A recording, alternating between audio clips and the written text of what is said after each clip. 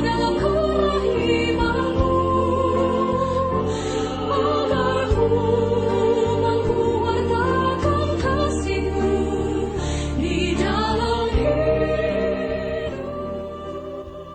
Lembut berkata, indah disuarakan, kental menyatu seirama bertemu. Apa saja yang kamu minta dan doakan, maka hal itu akan diberikan kepadamu. Saya, Pastor Petrus Suharjono SCY, menghaturkan kepada Anda sekalian salam kasih hati kudus Yesus, dan berkatalah yang Maha Kuasa, dalam nama Bapa dan Putra dan Roh Kudus. Amin. Pada kesempatan ini bersama-sama kita akan mendengarkan dan sekaligus merenungkan bacaan Injil dari Injil Markus bab 11 ayat 11 sampai 26. Bacaan Injil ini juga menjadi bahan permenungan kita dalam perayaan Ekaristi Hari Biasa Pekan Biasa ke-8, Jumat 2 Juni 2023. Gereja mengadakan peringatan fakultatif Santo Marcelinus dan Petrus Martir.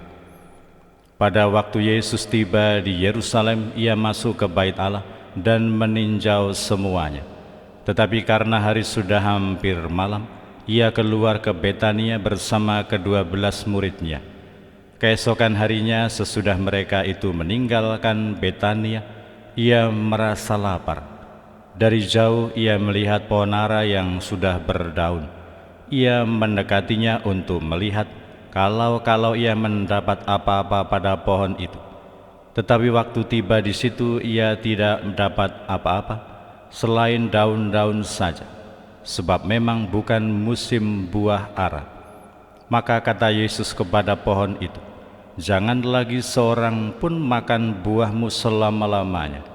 Ucapan itu terdengar pula oleh para murid. Maka Yesus dan murid-muridnya tiba di Yerusalem. Sesudah masuk ke Bait Allah, mulailah Yesus mengusir orang-orang yang berjual beli di halaman Bait Allah. Meja-meja penukar uang dan bangku-bangku pedagang merpati dibalikannya, dan ia tidak mengizinkan orang membawa barang melintasi halaman Bait Allah.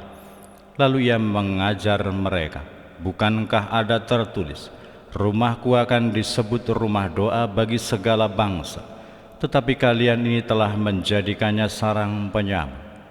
Imam-imam kepala dan ahli-ahli Taurat mendengar tentang peristiwa itu, maka mereka berusaha untuk membinasakan Yesus. Tetapi mereka takut kepadanya, sebab mereka melihat orang banyak takjub akan pengajarannya.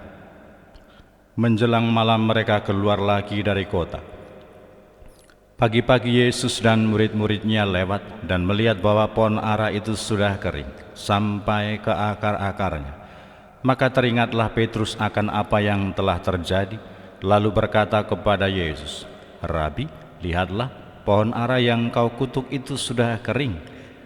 Yesus menjawab mereka, "Percayalah kepada Allah, aku berkata kepadamu, sesungguhnya barang siapa berkata kepada gunung itu, beranjaklah dan tercampaklah ke dalam laut, maka hal itu akan terjadi asal ia tidak bimbang hati, tetapi percaya bahwa apa yang dikatakannya itu akan terjadi. Karena itu aku berkata kepadamu, apa saja yang kalian minta dan kalian doakan akan diberikan kepadamu, asal kalian percaya bahwa kalian akan menerimanya. Dan jika kalian berdiri untuk berdoa, ampunilah dahulu sekiranya ada barang sesuatu dalam hatimu terhadap seseorang, supaya juga Bapamu yang di surga mengampuni kesalahanmu. Tetapi jika kalian tidak mengampuni, maka Bapamu yang di surga juga tidak akan mengampuni kesalahan-kesalahanmu."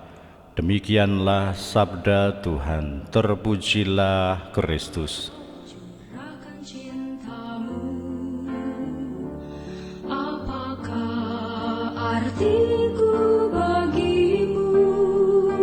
Cintamu setia selalu.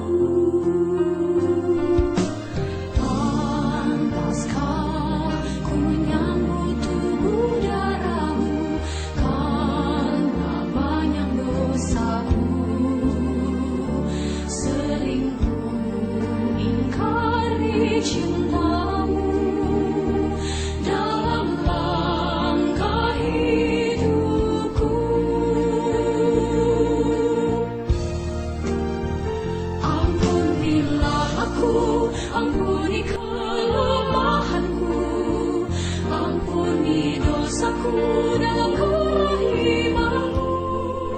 Saudara-saudari yang terkasih, selamat pagi. Bagaimana kabar Anda hari ini? Semoga selalu sehat, berbahagia, bergembira, bersukacita luar biasa, dan senantiasa merasakan kasih dan penyertaan Tuhan di hari yang baru ini.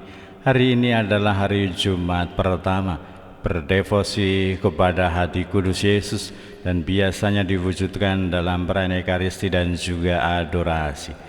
Kita sebagai orang-orang yang beriman dan percaya kepada Yesus diteguhkan oleh sabdanya hari ini, bahwa asal kita percaya apa yang kita katakan, apa yang kita doakan akan terjadi, pasti Yesus akan memberikannya kepada kita.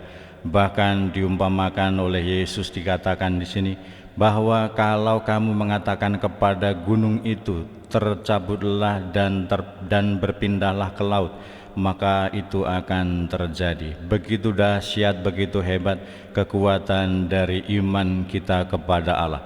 Maka semoga kita memiliki iman harapan yang teguh kepada Tuhan, dan kita berusaha untuk senantiasa hidup benar sesuai dengan sabda Allah, supaya sabda Allah memang sungguh-sungguh menjadi nyata di dalam kehidupan kita. Kehidupan kita hendaknya menjadi perwujudan dari kasih dan kerahiman Allah, sehingga ketika kita berdoa, hendaklah kita selalu sudah mengampuni kesalahan-kesalahan orang, supaya Bapa di surga juga mengampuni kesalahan-kesalahan kita. Kita dipanggil untuk senantiasa beriman kepada Yesus, kita senantiasa untuk percaya kepada Allah dan berani mengampuni kesalahan-kesalahan orang. Berkatalah Yang Maha Kuasa dalam nama Bapa dan Putera dan Roh Kudus. Amin. Aku di hadapan-Mu Tuhan, Kau curahkan cinta-Mu. Apakah artiku bagimu? Cinta-Mu setia selalu. Pantaskah ku menyambut tubuh darah-Mu, karena banyak dosaku. Selingkuh ingkari cinta-Mu dalam langkah hidupku. Ampunilah aku, ampuni kelemahanku, ampuni dosaku dalam kerahiman-Mu, agar ku mampu wartakan kasih-Mu di dalam hidupku. Bersihkan hatiku dengan sucinya cinta-Mu, jadikan hatiku istana cinta-Mu.